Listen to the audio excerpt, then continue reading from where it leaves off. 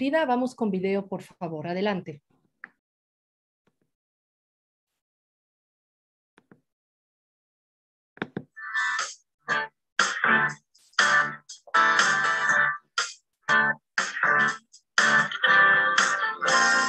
¿Le puedes poner sonido, Frida, por favor? Sí, Arturo Sarucán es consultor. ¿Sí se escucha? Perdón. No se Sí, está Denise, está escuchando.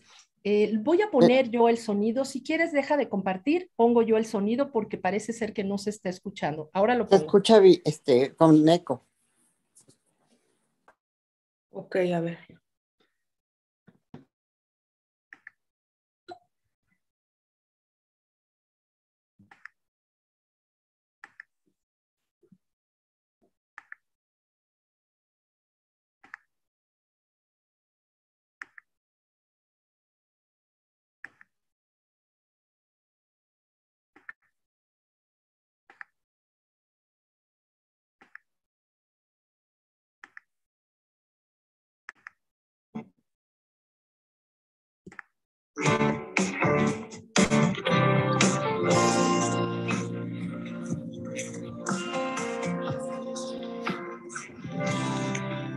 Arturo Sarucán es consultor y asesor estratégico internacional.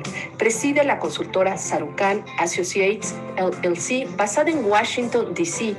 Es conferencista y articulista en Milenio Televisión, Enfoque Noticias y El Universal, así como en la prensa estadounidense. Fue embajador de México en Estados Unidos de 2007 a 2013. Es catedrático en la Escuela Annenberg de Diplomacia Pública, en la Universidad del Sur de California, en Chatham House de Londres y en la Universidad George Washington. Es consejero en varias empresas y miembro de las juntas directivas del Diálogo Interamericano del National Immigration Forum y del Council of American Society, entre otras. Y es presidente de la junta directiva de la Iniciativa sobre Migración Internacional de la Open Society Foundations. Anteriormente, se desempeñó como director general adjunto de organismos de concertación regional interamericanos, coordinador general de asesores del canciller y cónsul general de México en Nueva York. Fue parte del equipo que logró la ratificación del Tratado de Libre Comercio en 1993. Fue condecorado por los gobiernos de España y Suecia y ha recibido numerosos premios por su labor diplomática, entre ellos un doctorado honoris causa de Marion College, Indiana, el Gresham Award que otorga el American Jewish Committee y los premios a la excelencia diplomática tanto del World Affairs Council de Estados Unidos como el BNAID y el BRID. Estudió Historia en la UNAM y Relaciones Internacionales en el Colegio de México y la maestría en Política Exterior de Estados Unidos en la Universidad Johns Hopkins. Con ustedes, Arturo Sarucán. Sí, por México.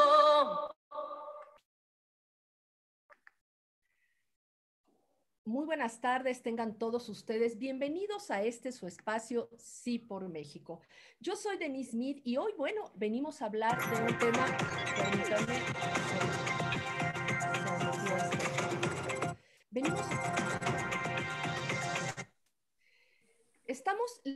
les quiero comentar que estamos en 3 plataformas. Estamos en el Zoom, en YouTube, pero también compartiendo en Space de Twitter, derivado de que tenemos mayor proyección en todas estas plataformas, en las diferentes formas y dinámicas que mantienen estas. Es por eso que les pedimos mucha paciencia. Si en algún momento hay un delay o hay una resonancia en el sonido, para que nos tengan un poquito de paciencia, estamos resolviéndolo. Pues bien, hoy vivimos en la era de la globalización y por ende México participa en esta dinámica. Actualmente, la situación entre varios países es muy compleja. Vemos el problema que hoy está viviendo Ucrania entre Rusia y la OTAN y la guerra comercial entre China y Estados Unidos, pero ¿y México? ¿Qué puede ganar o qué puede perder aquí? Por otro lado, nuestra geopolítica nos brinda grandes beneficios, pero también grandes retos.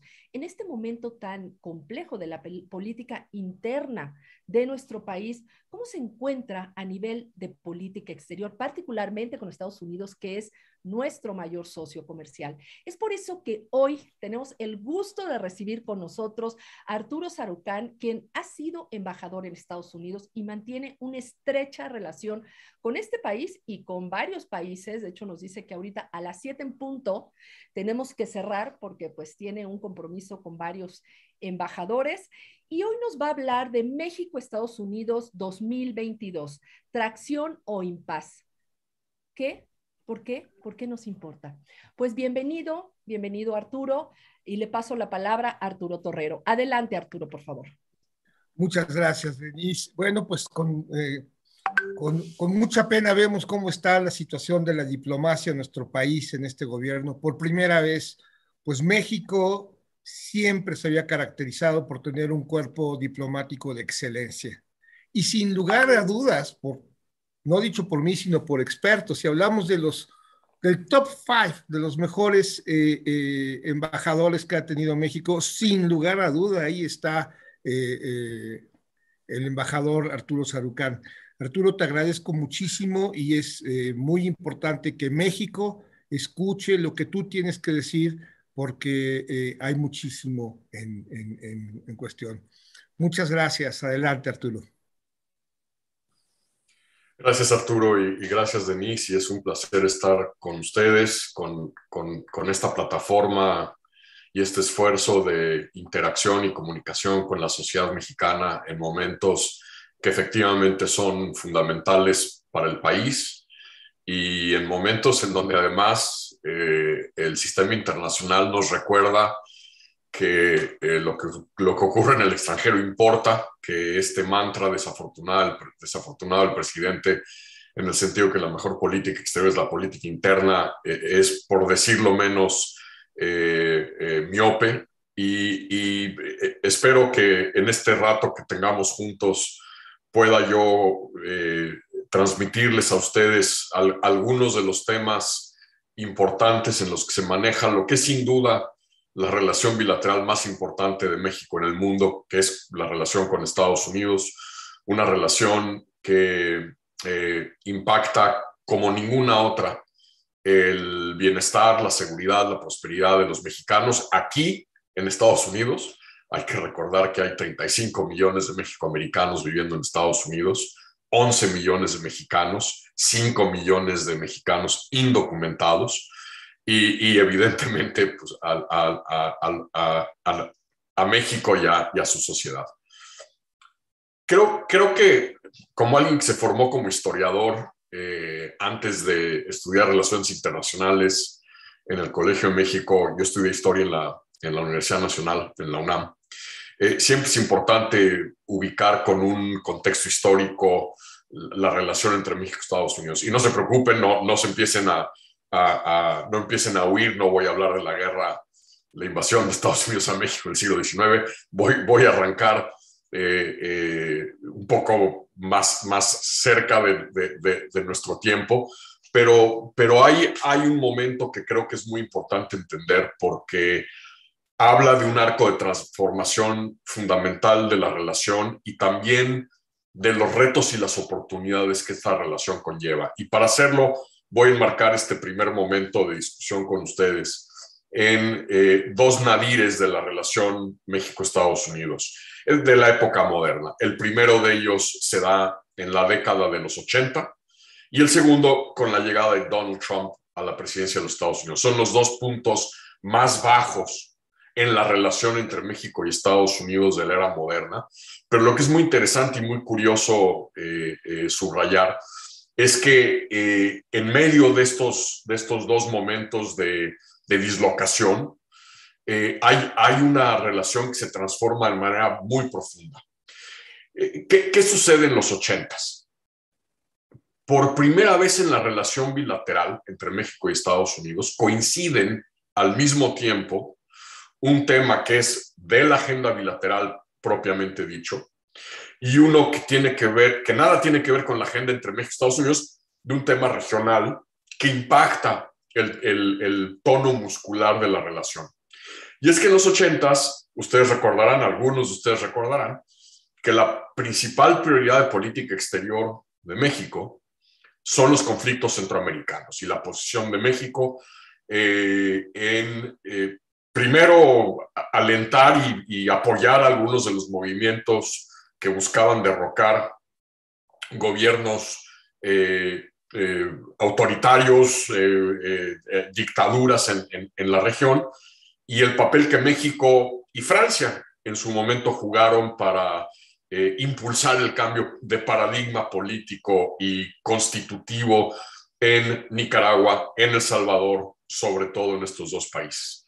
Pero resulta que por primera vez en la historia de la relación bilateral entre México y Estados Unidos, el tema que era de la principal prioridad de política exterior mexicana choca con uno de los principales temas prioritarios de la agenda de política exterior de la administración de Reagan. Algunos de ustedes se acordarán de la famosa teoría del dominó, en donde en ese momento, en un segundo periodo de profundización de la Guerra Fría, cuando Reagan llega al poder, Estados Unidos estaba muy inquieto de que la Unión Soviética, a través de Cuba, a través de algunos países en el Caribe y en Centroamérica, pudiese empezar a generar una transformación de régimen político en muchos de estos países que pudiera generar un efecto dominó que llegase hasta México. Y lo que ocurrió fue que la principal prioridad de política exterior de México chocó con una de las principales prioridades de política exterior de Estados Unidos. Esto nunca había pasado, no ha vuelto a pasar en la historia de la diplomacia mexicana y de la diplomacia estadounidense. Y este choque que se da en el terreno bilateral, en el terreno multilateral, es decir, hay confrontación seria entre México y Estados Unidos en las Naciones Unidas, en la Organización de Estados Americanos, genera momentos de enorme tensión. Y en medio de todo esto ocurre un evento que desfonde y descarrila la relación entre México y Estados Unidos, que es el secuestro, tortura y asesinato de un agente de la DEA, Enrique Camarena, en suelo mexicano, en Guadalajara, que torpedea el día a día de la relación bilateral. Estos dos acontecimientos, el choque por intereses, percepciones, objetivos distintos en Centroamérica, junto con el conflicto que detona el asesinato de un agente estadounidense en suelo mexicano, desfondan la relación. Lo que es muy interesante observar es que relativamente pronto, después del asesinato de Camarena en el 85, empieza uno de los hay dos grandes pivotes de transformación estratégica de la relación entre México y Estados Unidos.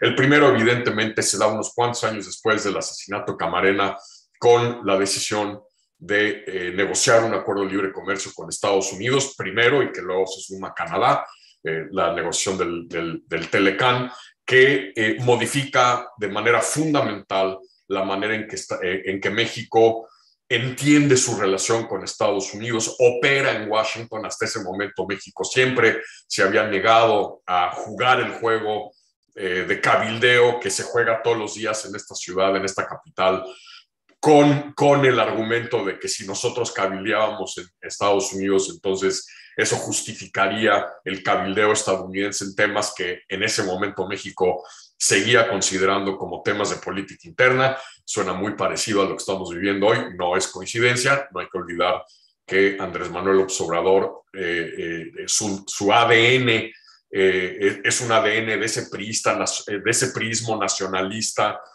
westfaliano, que cree en la soberanía como un dique para evitar lo que en aquel momento se percibía como la potencial intervención de Estados Unidos en asuntos domésticos. Entonces, el Telecán modifica de manera, no solo modifica sustancialmente la relación económica y comercial entre los dos países, y ustedes saben los efectos de esto, es decir, México está en momentos distintos, puede ser el primer socio comercial o el segundo socio comercial de Estados Unidos, dependiendo de qué está ocurriendo con cadenas de suministro, con flujos comerciales. Pero digamos, durante buena parte del año pasado, México estuvo alternándose con Canadá y con China el primer lugar como socio comercial de Estados Unidos. México es el primer exportador de mercancías estadounidenses. Para que ustedes se den cuenta qué quiere decir esto, México hoy importa más productos estadounidenses que toda América Latina y el Caribe combinadas. Importa más productos estadounidenses que China y Japón combinados. Importa más productos estadounidenses que toda la Unión Europea, ya sin el Reino Unido como integrante de la Unión Europea. O, otro ejemplo más, importa más productos estadounidenses que los 4 países del grupo llamado los BRIC: Brasil, Rusia, India y China. En cualquier día, México y Estados Unidos estamos comerciando 1.5 mil millones de dólares. Cruzan nuestra frontera diariamente en flujos comerciales entre los dos países, y esto lo que empieza a generar es una convergencia económica y hasta en cierto sentido social, sobre todo entre el norte de México y el sur de Estados Unidos, entre ambos países. Pero también el Telecán tiene un impacto político porque obliga a México a trabajar, a operar, a mover el abanico de una manera en Washington y en Estados Unidos en la que nunca lo había hecho en su historia. Entonces, primero viene este primer momento de pivote que es detonado por la decisión de negociar un acuerdo de libre comercio. Y el segundo ocurre otra vez como resultado de un fenómeno exógeno, externo a la relación bilateral entre México y Estados Unidos, que son los atentados terroristas del 11 de septiembre del 2001. Porque evidentemente, al tener una frontera contigua con Estados Unidos de 3,000 kilómetros, al igual que Canadá, los dos países, Canadá y México, se dan cuenta de manera muy rápida que esa arquitectura comercial, económica que se había venido construyendo a raíz del Telecán, se iba a desmoronar si Estados Unidos tenía la percepción de que sus fronteras terrestres con Canadá y con México eran vulnerables a un ataque, a la penetración de un grupo terrorista que pudiera detonar otro ataque en suelo estadounidense. Recordarán ustedes que incluso en los días y semanas subsecuentes a los ataques terroristas del 11 de septiembre, había este mito urbano en la prensa, no había redes sociales en aquel entonces, pero en la prensa estadounidense, de que los terroristas habrían cruzado por territorio canadiense hacia Estados Unidos. Luego resultó que evidentemente eran ciudadanos saudíes, la mayoría, que habían entrado legalmente a Estados Unidos con visas, que se habían quedado más allá del tiempo que las visas les otorgaban de permanencia en Estados Unidos y pues habían volado por debajo del radar para poder llevar a cabo estos ataques. Pero, es decir, la realidad que le impone a Norteamérica los ataques terroristas obligan a Canadá y a México a empezar a modificar su interacción en materia de inteligencia y seguridad. Mucho más complicado para nosotros, que nunca lo habíamos hecho. No hay que olvidar que para un Estado siempre es lo más difícil, es ir de donde no ha estado a un nuevo sitio. Canadá, un aliado militar de Estados Unidos, ya tenía, digamos, una vertebración mucho más profunda en este tipo de temas, pero el tránsito que México tiene que hacer, entendiendo que si en Estados Unidos había una percepción de amenaza por la frontera con México, pues ese edificio, ese andamiaje comercial y económico que se había construido con el Telecán se vendría abajo. Y por lo tanto, estos dos momentos, la negociación del Telecán y los ataques terroristas del 11 de septiembre, transforman de manera profunda la relación y empiezan a generar una atracción, una sinergia estratégica entre los dos países que hubiera sido impensable una década antes de que los dos países entráramos en negociaciones para suscribir un acuerdo comercial. La relación en los años subsecuentes, es decir, en las 2 décadas subsecuentes a la negociación del Telecán, realmente adquiere un tono muscular como el que nunca había tenido.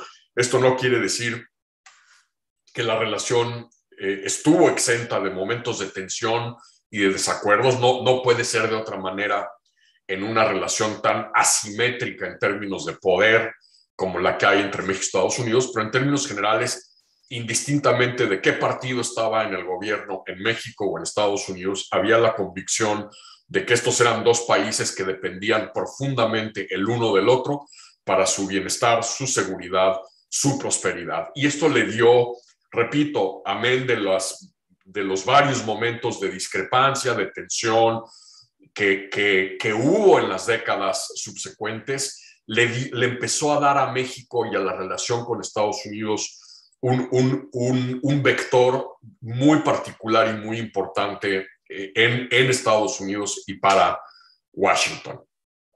De allí llegamos al desfonde de nuevo con la llegada de Donald Trump a la presidencia. No les tengo que platicar a ustedes todo lo que ocurrió a raíz de la llegada de un presidente que empezó su campaña alcahueteando a México, a los mexicanos y a la frontera con México. Esas fueron sus grandes banderas, es decir, la derogación del Telecán como el peor, según el acuerdo suscrito por Estados Unidos, su caracterización de los migrantes como una amenaza a la seguridad de Estados Unidos y la caracterización de la frontera con México como un flanco de vulnerabilidad en materia de seguridad nacional para el país.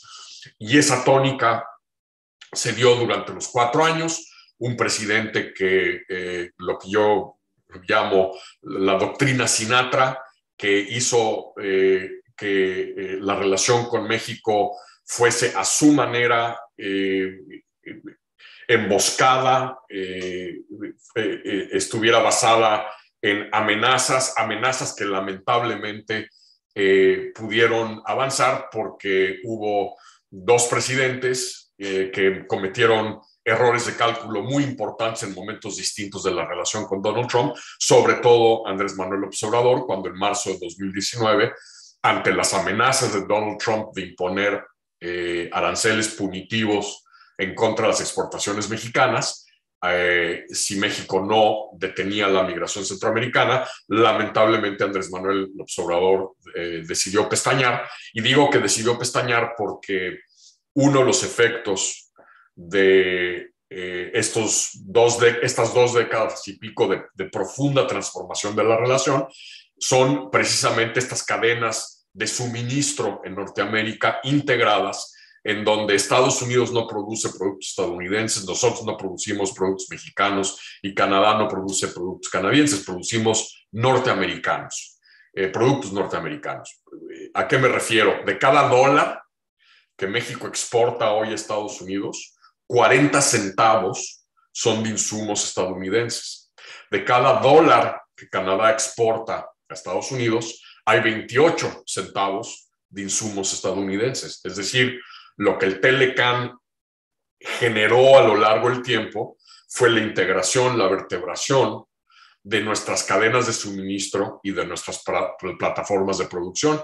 Y por eso, cuando Trump amenazaba con endilgarnos aranceles que iban a incrementarse del 5 al 10, al 15, al 20, al 25%, pues yo fui uno de los que aquí en televisión estadounidense dije, pues adelante. ¿Por qué? Porque si le aplica 5, 10, 15, 20% de aranceles a las exportaciones mexicanas, le está aplicando esos mismos aranceles a los 40 centavos de insumos estadounidenses de las exportaciones mexicanas. Y por lo tanto, los primeros que hubieran levantado la voz y que hubieran ido a la Casa Blanca a exigir que el presidente echara marcha atrás hubieran sido las compañías, los productores y los consumidores estadounidenses. Lamentablemente, el presidente López Obrador pestañó, dobló la rodilla y permitió que Trump reventara un paradigma de política migratoria que de por sí ya estaba lastimado por las decisiones de López Obrador de canibalizar, de viscerar el presupuesto de la Comar, del INAMI, de purgar burocracias. Y fueron años muy complicados que además generaron secuelas importantes en la relación de México con uno de los 2 partidos políticos en Estados Unidos, el Partido Demócrata, porque evidentemente cuando Andrés Manuel López Obrador decide venir a Washington en plena campaña presidencial estadounidense en el 2020, se avienta aquellas declaraciones desafortunadas y salameras diciendo que Trump siempre había respetado a México y que nunca había buscado imponer nada a México, cosa que nos hizo brincar a muchos de nosotros al escuchar ese discurso. viniendo a un evento que supuestamente era para darle el banderazo para celebrar la puesta en marcha del TEMEC, la renegociación del Telecam, pues resulta que el Partido Demócrata y los legisladores demócratas en el Senado y en la Cámara de Representantes fueron fundamentales en dar los votos para la aprobación, para la ratificación del TEMEC, y el presidente los ignoró de manera olímpica, en momentos además en los que se daba ya el arranque de una campaña presidencial. Lo que siguió pues fue todavía más problemático cuando el presidente decidió no felicitar al presidente Biden hasta el final, en la selecta compañía del presidente chino y del presidente ruso. Fueron los tres últimos mandatarios del mundo que felicitaron al presidente Biden, para luego además justificar las acciones de Donald Trump después de los actos sediciosos el 6 de enero con ese asalto al Capitolio, cuando las redes sociales le cierran sus cuentas al presidente Trump con Andrés Manuel López Obrador defendiéndolo, y luego cuando además pues, la puntada ofrece asilo diplomático a Julian Assange, el fundador de Wikileaks, el hombre que hackea la campaña de Hillary Clinton en el 2016 y que hizo tanto daño a las aspiraciones del Partido Demócrata en esa contienda entre Hillary Clinton y Donald Trump.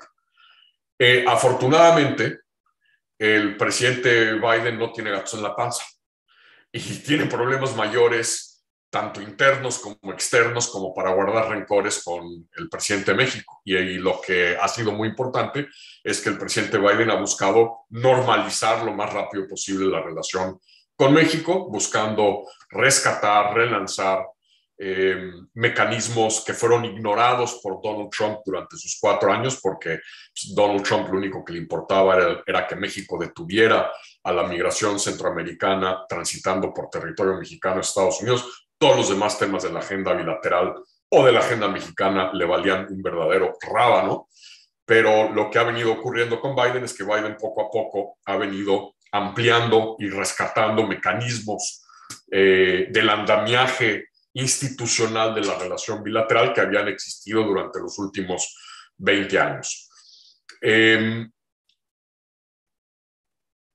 No está exento de problemas en este momento la relación. Primero, porque hay un reto estructural. Y ese reto estructural, y ustedes lo han visto y lo han percibido, es que el tema migratorio y el tema de los flujos de centroamericanos por territorio mexicano a Estados Unidos es un tema radioactivo en la política interna estadounidense. Y es un tema que además los republicanos van a usar camino a las elecciones intermedias de noviembre para arrinconar y golpear al presidente Biden por su supuesta debilidad en materia de seguridad nacional y seguridad fronteriza. Entonces, para Biden ha sido fundamental desde el principio garantizar que México está dispuesto a colaborar con Estados Unidos en detener esos flujos migrantes de centroamericanos y, lamentablemente, hay que decirlo también, crecientemente de mexicanos. Durante la última década habíamos llegado a una migración neta cero o negativa de mexicanos hacia Estados Unidos. En el último año, sobre todo a raíz de la pandemia, estamos viendo otra vez un brinco que no veíamos en más de 15 años, un brinco importante de, sobre todo, hombres solos, no acompañados de familia o de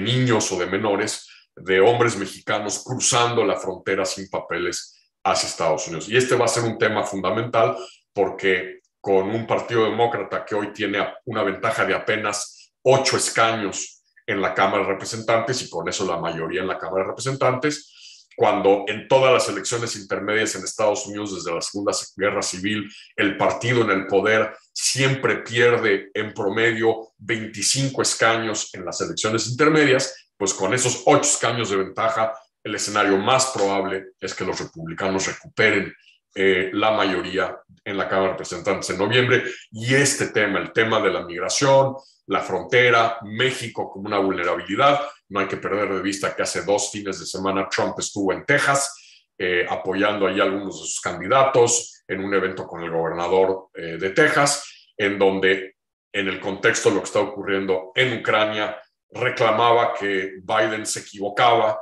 y que si había que mandar tropas no era a defender a Ucrania, no era a Europa Occidental a tratar de desincentivar un ataque armado ruso contra Ucrania, sino que había que mandar esas tropas estadounidenses a la frontera de Estados Unidos con México por la gran inseguridad que México representa para Estados Unidos, y ese va a ser el manual de juegos del Partido Republicano de aquí a noviembre, y por lo tanto para Biden y para su administración es muy importante tratar de demostrar que han logrado, digamos, un control operativo de la frontera, y en ese sentido la colaboración de México es fundamental. Y eso lo que ha hecho es que hasta el momento ya han empezado a abrir un poco el abanico, sobre todo en el tema de la política energética mexicana, pero lo que ha ocurrido es que Estados Unidos hasta ahora ha sido relativamente reacio a confrontar, a cabrear, a molestar al presidente de México para no poner en jaque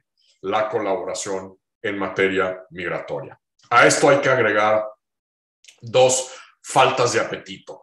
Por el lado mexicano, la falta de visión y apetito estratégico en este momento de la relación, en donde, hay que decirlo, nunca en la historia de la relación entre México y Estados Unidos habíamos tenido un presidente sentado en la Casa Blanca que conoce México, que conoce la relación bilateral con México, que conoce América Latina y que ha tenido las horas de vuelo desde que era senador en la relación con México, como lo es Joe Biden. Es decir, George Bush entendía a México en virtud de que había sido gobernador de Texas y se daba cuenta de la profunda convergencia económica y social en virtud del papel que siempre ha jugado Texas en la relación económica y comercial con México, pero digamos, George Bush no tenía la menor idea de lo que ocurría al interior de México.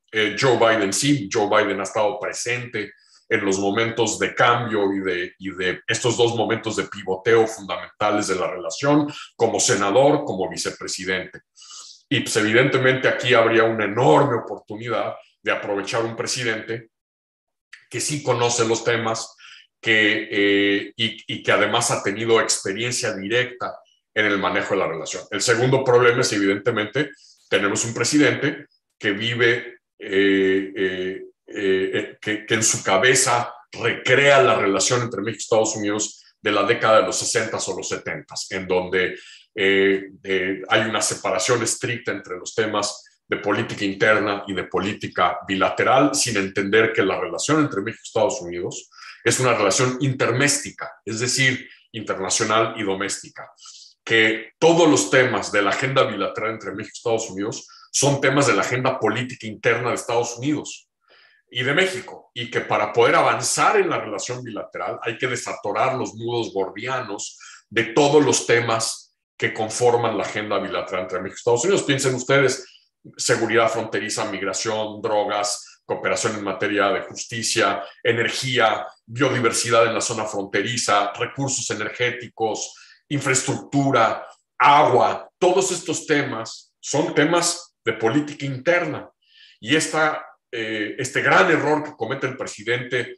pensando que puede separar los temas de política interna mexicana de los temas de política bilateral con Estados Unidos, pues quiere decir que no hay la capacidad de aprovechar de manera plena la enorme riqueza y las enormes oportunidades que le da a México esta interdependencia brutal que tenemos los dos países. Por el otro lado, del lado estadounidense, hay falta de banda ancha y también de apetito estratégico. Banda ancha porque Biden llega a un país brutalmente polarizado y dividido, donde el 36% del electorado sigue pensando que Biden no debería ser presidente porque se robaron las elecciones los demócratas. Imagínense ustedes, aquí es donde México sí es aquí sí México iba delante de la curva de Estados Unidos con lo que ocurrió en el 2006 en México y cómo Trump de alguna manera ha replicado ese manual de juegos con su patraña de la elección robada. Pero la realidad es que Biden está interactuando con el resto del mundo con una mano atada a la espalda porque tiene un país tribalizado, polarizado, dividido en un país que tiene un sistema bipartidista con uno de los dos partidos políticos minando a diario las instituciones y los procesos democráticos en Estados Unidos. Entonces, primero, tiene todo el horizonte interno estadounidense contaminado, y por el otro lado, pues nada más volteen a ver ustedes lo que está ocurriendo en la frontera entre Ucrania y Rusia y la posibilidad de que efectivamente Moscú esté buscando atacar, invadir Ucrania en los próximos días y horas. Si a esto además le agregan lo que ocurrió, el desastroso repliegue estadounidense de Afganistán, que mandó una señal muy particular a aliados y a rivales de Estados Unidos en el sistema internacional, la gran confrontación estratégica que se viene entre Estados Unidos y China, pues Estados Unidos en este momento tiene un horizonte banda ancha relativamente limitado para un poco ver a México como ese gran espacio de oportunidad el cual abordaré en un momento. Y por el otro, porque como nunca en tiempos recientes, México tiene frentes abiertos en la relación en Estados Unidos como no había ocurrido en décadas. Y les voy a dar la lista. Aviación civil mexicana, bajada de categoría por la incapacidad de México de garantizar seguridad e inspecciones en materia de aviación civil. Embargo a la exportación de camarón mexicano a Estados Unidos por las prácticas de captura del camarón en redes que atrapan a tortugas. La flota pesquera del Golfo de México vetada de ingresar a puertos del litoral del Golfo de Estados Unidos por persistentes violaciones de esa flota pesquera a los límites marítimos entre México y Estados Unidos. La decisión de Estados Unidos de iniciar un panel de controversias con México por el primer panel en materia ambiental, por el tema de la cuasi extinción de la vaquita marina en el Alto Golfo de Cortés en la península de Baja California. La decisión del gobierno estadounidense de esta semana de detener las preinspecciones de aguacate mexicano en Michoacán por la situación de seguridad en el estado.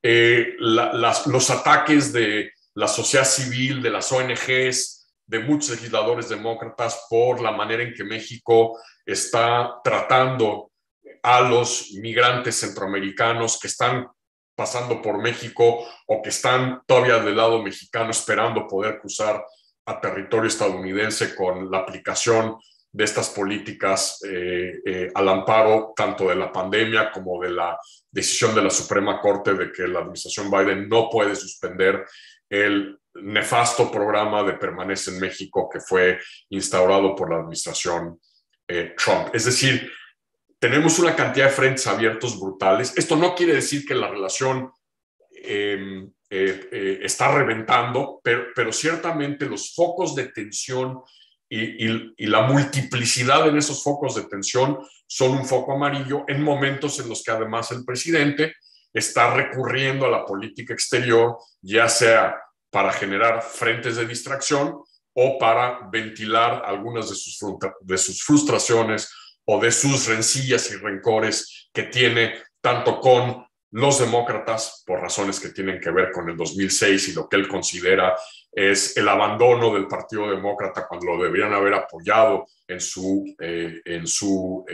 litigio con respecto a la elección del 2006, o España, que por las mismas razones, esa gran obsesión del presidente con respecto al 2006, cuando España fue el primer país que el entonces presidente del gobierno español, Rodríguez Zapatero, es el primero que llama a un gobierno pues, socialista de centro izquierda, que es el primer gobierno que llama a felicitar al entonces candidato Felipe Calderón al final de la contienda electoral del 2006. Con todos estos frentes abiertos, ya vimos incluso al presidente decir que lo del aguacate era pues realmente producto de cálculos políticos y de una conspiración para frenar la venta de aguacate mexicano en Estados Unidos, con todos estos frentes abiertos y además la creciente presión estadounidense en materia política energética por la política del gobierno mexicano en materia de energías renovables, cambio climático, ahora por los asaltos a la prensa y a los medios de comunicación, 2 senadores demócratas, el presidente del Comité de Relaciones Exteriores del Senado y el líder de la minoría republicana del comité, hoy el propio senador Ted Cruz, que qué fregados debemos estar para que en México estemos celebrando que un hombre que le ha pegado como pandero a México en el pasado por razones político-electorales, hoy esté hablando de los ataques a la prensa y a los medios de comunicación en México. Es decir, son muchísimos frentes abiertos y me preocupa porque con tantos frentes abiertos, a pesar de que los 2 gobiernos están haciendo un esfuerzo, el Departamento de Estado y la Cancillería mexicana, por mantener la relación en un camino, digamos, lo más sólido posible, pues con todos estos frentes abiertos y con un presidente que está recurriendo a este tipo de ataques cuando usa el atril presidencial en las mañaneras, es algo que hay que cuidar. Hay además 2 grandes oportunidades estratégicas para México ante Estados Unidos en este momento. Uno se llama China y el otro paradójicamente se llama Brasil. China porque el gran recalibramiento en materia de política exterior y de seguridad de Estados Unidos hoy por hoy se está dando en su relación con China. Sería un error para ustedes pensar que lo que vimos con Trump frente a China es una aberración o es solo un reflejo de donde está posicionado el Partido Republicano. Es un tema bipartidista. Demócratas y republicanos en Washington están convencidos que el statu quo ante que había con China, desde la entrada de China a la OMC, en donde se pensaba que con el ingreso de China a la OMC habría manera de construir una relación productiva, provechosa con China, China, digamos, desplegando su musculatura militar en el mar de la China meridional, con el discurso y la narrativa con respecto a Taiwán. Demócratas y republicanos hoy están convencidos que ese statu quo ante es insostenible. Y se viene el recalibramiento más importante de la política exterior desde la caída del bloque soviético, de la disolución de la Unión Soviética y desde el fin de la Guerra Fría. En ese contexto, hay una oportunidad estratégica única, de esas que llegan solo una vez cada generación, para que México aproveche este recalibramiento para hacer 2 cosas. Primero, subrayar a Washington y Estados Unidos que ese recalibramiento estadounidense solo va a tener éxito si va acompañado de un paradigma norteamericano, es decir, Canadá y México como integrantes esenciales de ese reacomodo, sobre todo en materia comercial, económica, de la economía digital, en donde realmente podamos construir sobre esas cadenas de suministro que tan frágiles se volvieron en pleno estallido de la pandemia, cuando de repente Ottawa, Washington y la Ciudad de México decidieron designar sectores estratégicos o esenciales de sus economías, sin pensar por un momento que precisamente por esas cadenas de proveeduría integradas que tenemos,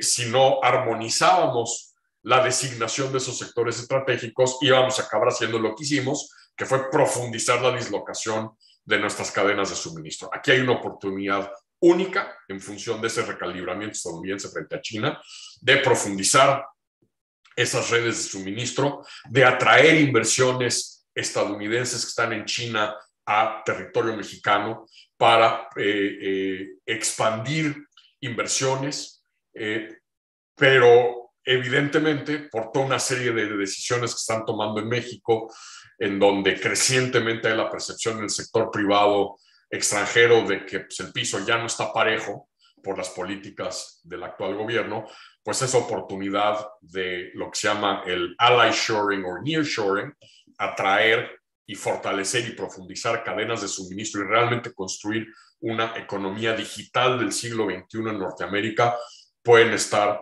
en juego. Y el segundo, Brasil, y el ejemplo más claro de por qué incluyo a Brasil en esta discusión es porque si ustedes están siguiendo lo que está ocurriendo en el mundo, habrán visto que Bolsonaro se lanzó a Moscú a decir que compartía las preocupaciones rusas con respecto a Ucrania y el hecho de que la OTAN se haya expandido. Ucrania no es miembro de la OTAN. La OTAN no tiene la obligación de defender Ucrania porque Ucrania no es miembro de la OTAN, pero ciertamente a manifestar preocupación de que algún día Ucrania pudiese ser miembro de la OTAN, para luego ir a ver a otro líder autoritario de este bloque de líderes autoritarios que han pululado en los últimos años, Viktor Orbán en Hungría, y precisamente ese viaje pone de relieve la oportunidad que hay. ¿Por qué? Porque durante buen tiempo en Estados Unidos, en Washington, se concebía a Brasil como el gran aliado, el principal aliado estratégico global de Estados Unidos en el continente, por el tamaño de la economía, por su ubicación en el sur del continente y por las propias aspiraciones diplomáticas y geopolíticas brasileñas. Con un presidente como Bolsonaro, que abiertamente, al igual que López Obrador, apostó por la victoria de Trump, que acaba de hacer lo que acaba de hacer con el viaje a Rusia, hay la oportunidad de que México pudiera decirle con claridad a Estados Unidos: tu verdadero socio estratégico en la región se llama México, no es Brasil, y por lo tanto tienes que invertir verdadero capital diplomático y político en la relación con México. Y estas son las dos oportunidades que hoy por hoy están en el tintero. Además de esto, hay un problema potencial, que es un poco lo que les describía, dado que en un sistema bipartidista uno de los dos partidos parece haberse talibanizado, el Partido Republicano, y es un partido que además, por lo menos en el corto y mediano plazo, es decir, de aquí a las intermedias y previsiblemente cara a la elección 2024, sobre todo si Trump se vuelve a postular, ese manual de pegarle a la piñata mexicana, pegarle al pandero de la migración, de los migrantes, de la inseguridad que México genera por la frontera, auguran muy mal para la relación de México con el Partido Republicano. Y el problema es que al Partido Demócrata lo hemos hostigado, ninguneado y encolerizado por las acciones que tanto el gobierno anterior mexicano como este gobierno mexicano han seguido, primero en sus relaciones con Trump y segundo, en particular, este gobierno en su posicionamiento frente al Partido Demócrata y al liderazgo legislativo del Partido Demócrata en el Congreso. Yendo hacia adelante, me parece, y con esto iré cerrando mis comentarios iniciales, yo creo que hacia adelante es fundamental recuperar ese paradigma que Donald Trump reventó durante sus 4 años en la presidencia de Estados Unidos, que es ese paradigma que finalmente se logró articular y verbalizar durante primero la administración de Bush hijo y luego con Obama, que es el paradigma de la responsabilidad compartida. Es decir, que para que esta relación tan compleja, quizás la relación bilateral más compleja que Estados Unidos tiene en el mundo, funcione, solo vamos a poder aprovechar las oportunidades y confrontar los retos si los dos países operamos bajo un paradigma de que somos corresponsables en la solución de los problemas y en la capitalización de las oportunidades. Es decir, en esta relación, si uno de los dos países empieza a apuntarle con un dedo flamígero al otro, del otro lado de la frontera va a haber tres dedos flamígeros apuntándole de regreso. Es decir, la recriminación mutua le ha servido muy poco a esta relación. En las últimas décadas hemos demostrado que con este paradigma de responsabilidad compartida, las cosas se logran ir atacando y solucionando de manera mucho más constructiva. El ejemplo más claro de esto es el acuerdo entre México y Estados Unidos en el 2012 para manejar de una manera integral, lúcida inteligente, sustentable el agua del río Colorado, un acuerdo que se ha convertido en una especie de modelo para negociaciones internacionales en materia de recursos acuíferos, o como lo que hicimos con los yacimientos transfronterizos en el Golfo de México, el llamado Hoyo de Don, el polígono occidental en el Golfo de México. Este paradigma de responsabilidad compartida lo tenemos que rescatar, le tenemos que dar un vector estratégico y siempre buscando garantizar que no nos sorprendemos el uno al otro, es decir, que ninguno de los dos países toma decisiones ya sea de política bilateral o de política interna que tienen impacto en la relación bilateral a espaldas del otro. Yendo hacia adelante, yo creo que es fundamental que pensemos en una relación articulada en 3 Cs, la letra C. Cooperar constantemente, coordinar integral o holísticamente y confrontar cuando sea necesario. Cooperar constantemente, repito, porque en esta relación no queda de otra. A pesar de que Donald Trump le encantaría, en esta relación no le puedes picar a las teclas de control, alt, delete y borrar a México del mapa. Vamos a ser socios del éxito o cómplices del fracaso, pero la única manera en que lo vamos a poder confrontar es cooperando de manera constante y articulada en todos los temas de la relación que nos impactan. Coordinar holísticamente porque es iluso y disfuncional pensar que la relación se puede atacar o confrontar o encaminar con enfoques en compartimientos estancos. Todos los distintos temas de la agenda tienen que estar vertebrados.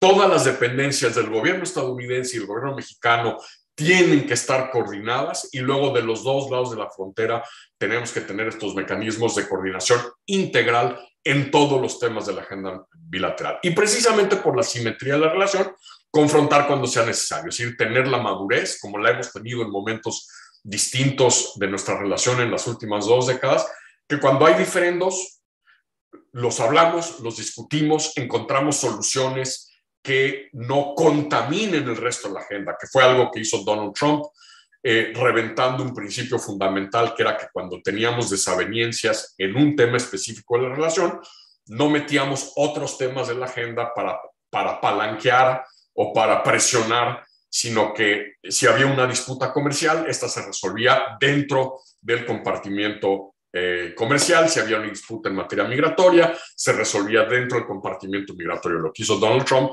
fue contaminar la agenda mezclando temas. Entonces, esto es muy importante yéndose adelante.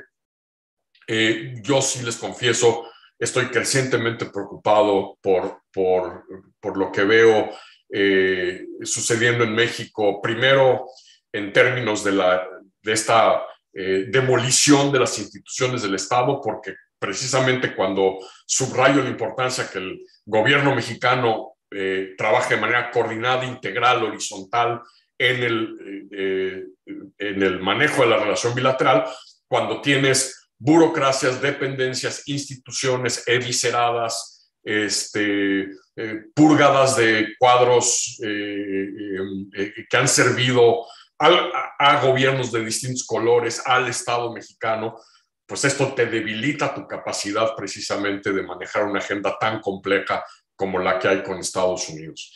Y evidentemente cuando tenemos al presidente intelectualmente menos curioso sobre lo que ocurre en el mundo, por decirlo de manera diplomática, pues esto complica las cosas ante una visión de la relación con Estados Unidos que pues data de hace 20, 30 años y que no toma en cuenta estas profundas transformaciones que han ocurrido en el contexto de la relación bilateral en las últimas 2 décadas. Muchas gracias.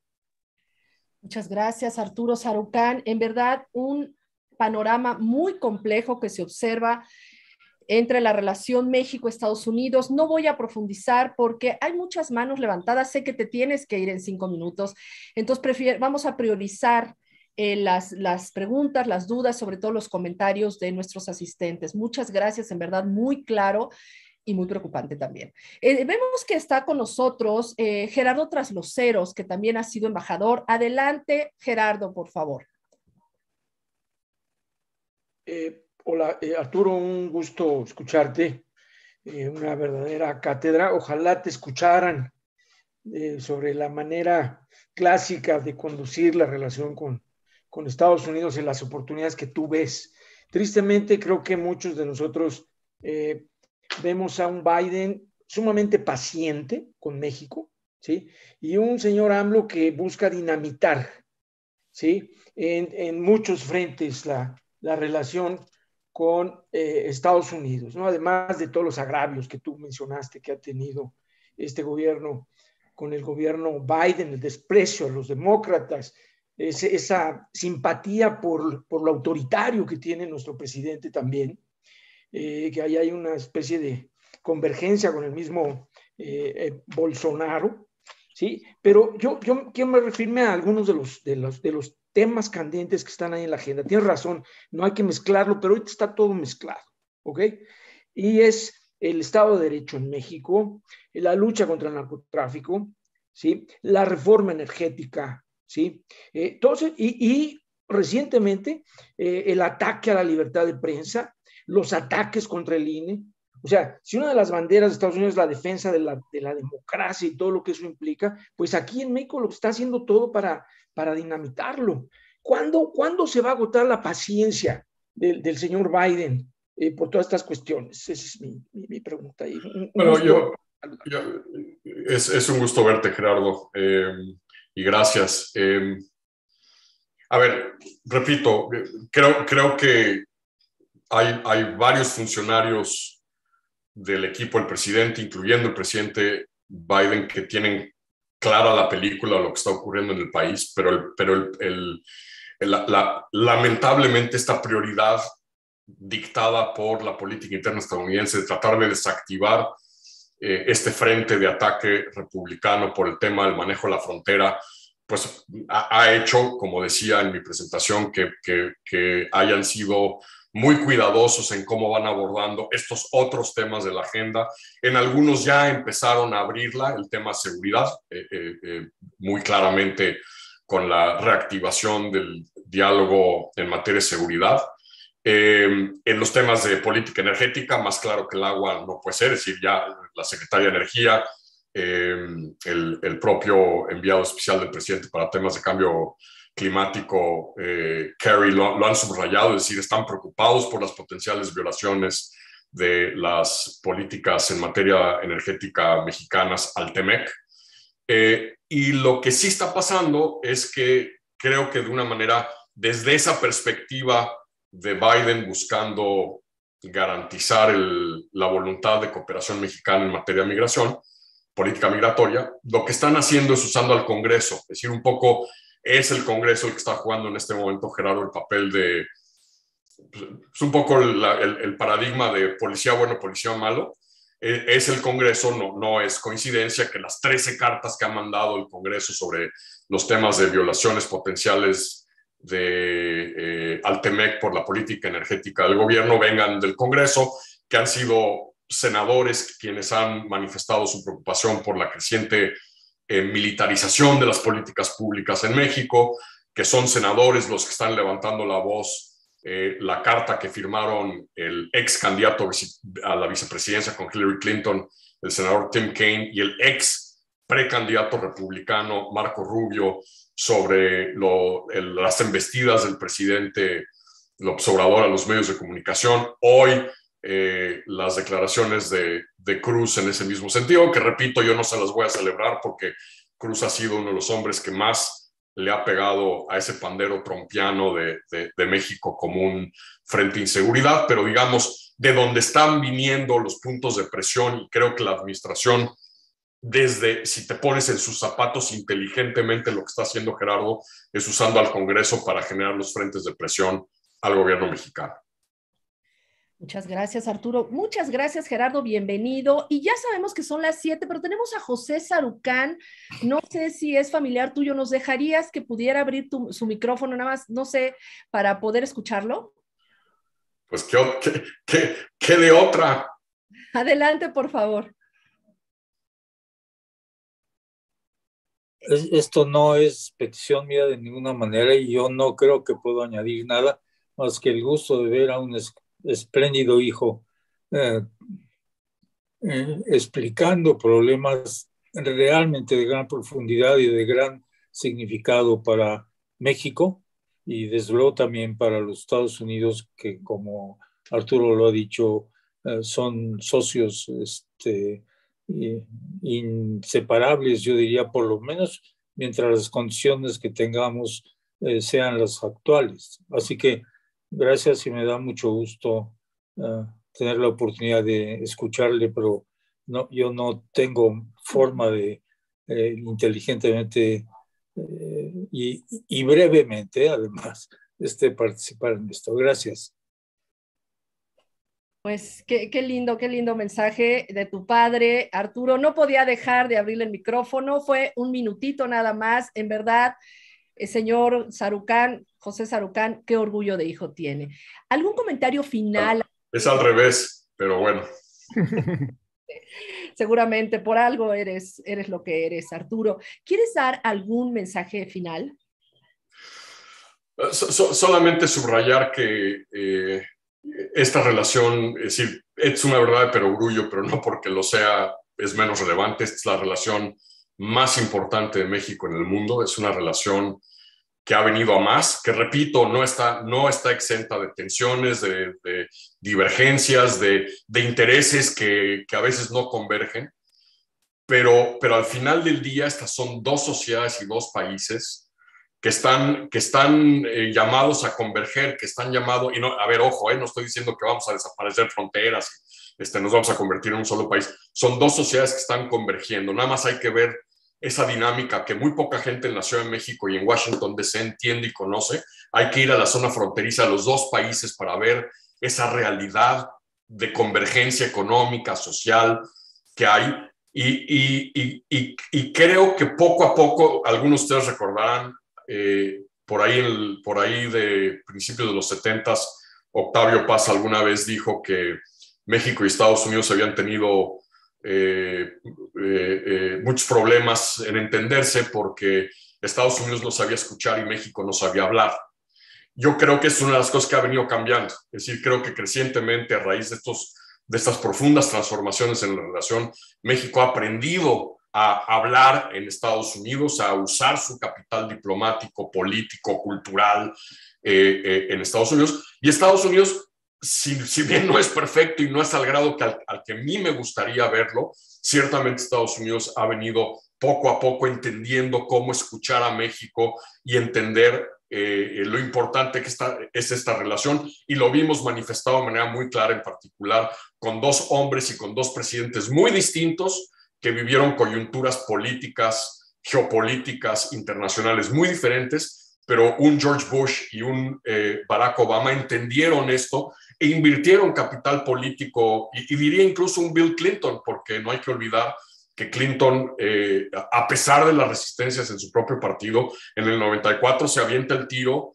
de apoyar el paquete de rescate financiero a México por el peligro de contagio que la crisis mexicana le podía haber generado a la economía global. Es decir, tienes tres presidentes estadounidenses que al final del día han invertido capital político y diplomático real, si bien no al grado al que me gustaría, pero que creo que es la señal de que estos dos países tienen que venir a más, tienen que ir a más en su relación, y que lamentablemente la manera de entender la política exterior y en particular entender la relación con Estados Unidos hoy por hoy desde Palacio Nacional es la equivocada.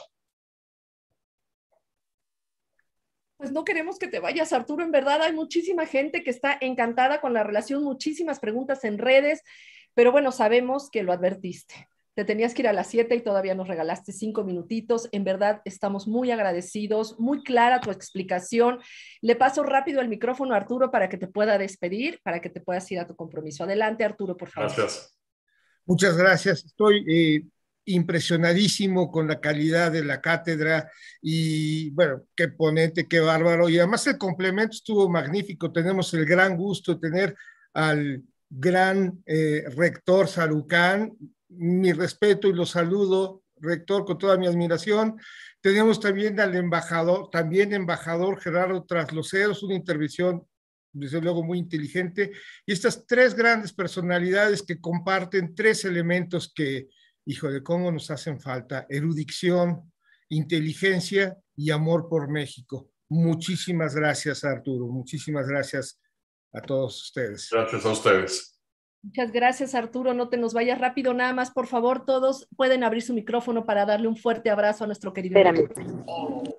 Bravo, Arturo, muy bien. Muchas gracias. Excelente. Gracias. Muchas gracias. Interesante. Ánimo. Me da mucho gusto. Gracias. Muchas gracias. Felicidades. Gracias. Felicidades. Muchas gracias. Cariño, Arturo, mi gran cariño, es Diana. Gracias a todos. Hasta luego a todos. Gracias. Gracias, hasta luego. Gracias, hasta luego. Embajador, felicidades. Qué honor tener a los dos. Gracias, Arturo. Bravo. Gracias, Denise. Gracias a todos ustedes. Nos vemos el martes. Gracias. Claro que sí. Gracias. Gracias, Denis. Bye. El martes. Bye. Gracias, hasta el martes, Denise. A todos, saludos. Gracias por todo. Muchas gracias. Y quien no esté en la lista de difusión para recibir las conferencias, por favor, hay un QR, ahí pueden mandar un mensaje para recibir todas las invitaciones. Nos dará mucho gusto que nos sigan acompañando. Que tengan muy buena noche y nos vemos la semana que entra. Gracias.